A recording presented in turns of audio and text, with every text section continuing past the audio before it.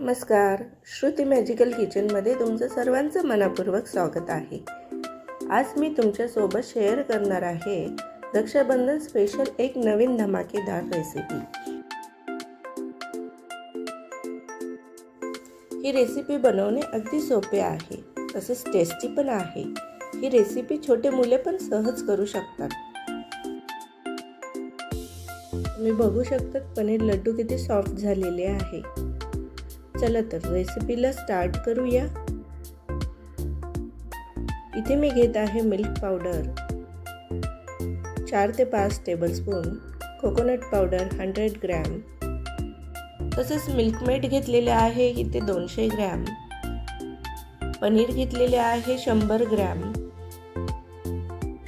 पनीर मी चांगले बारीक किसून घेतलेले आहे। तसेच हाफ कप मिल्क घेतलेले आहे आणि केसर घेतले आहे थोडेसे। केसर मी पाण्यात भिजवून घेतलेले आहे। आपल्याला इलायची पावडर लागणार आहे हाफ टेबलस्पून।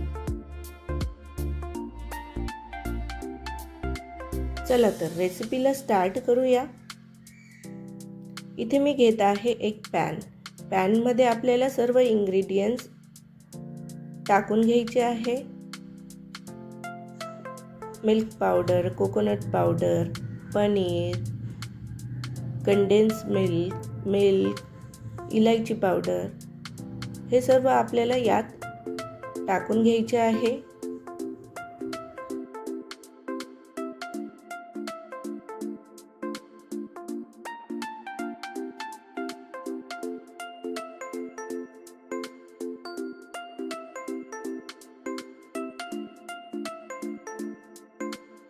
इलायची पावडर घालत आहे हाफ टेबलस्पून आणि स्पूनच्या साहाय्याने आपल्याला हे इंग्रेडिएंट्स सर्व मिक्स करून घ्यायचे आहे।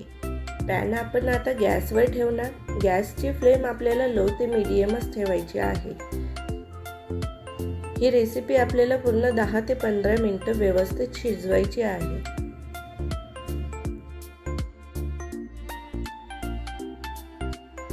सर्व मिश्रणाला थोडंसं पाणी सुटेल।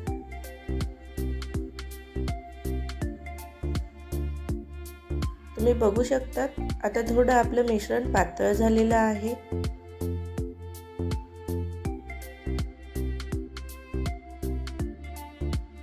तील 10 ते 15 मिनिटात ते सर्व मिश्रण घट्ट होईल। परत जिथपर्यंत आपलं पॅन मिश्रण सोडत नाही ना, तिथपर्यंत आपल्याला हे मिश्रण शिजवून घ्यायचं आहे।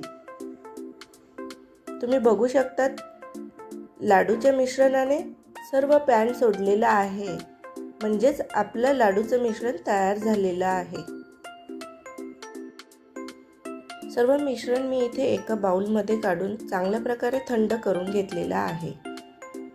थंड झाल्यानंतर आपल्याला पाहिजे तसे आपण साईजनुसार लाडू करू शकतात।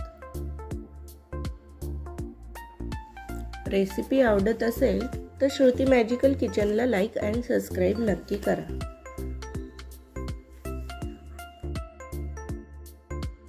तुम्ही बघू शकता किती इझी पद्धतीने आपले लाडू तयार होत आहे। मी कोकोनट पावडर घेतलेली आहे। कोकोनट पावडर त्याला वरतून कोटिंग करत आहे सर्व बाजूने। तुम्ही पाहिजे तर तसंही ठेवू शकतात।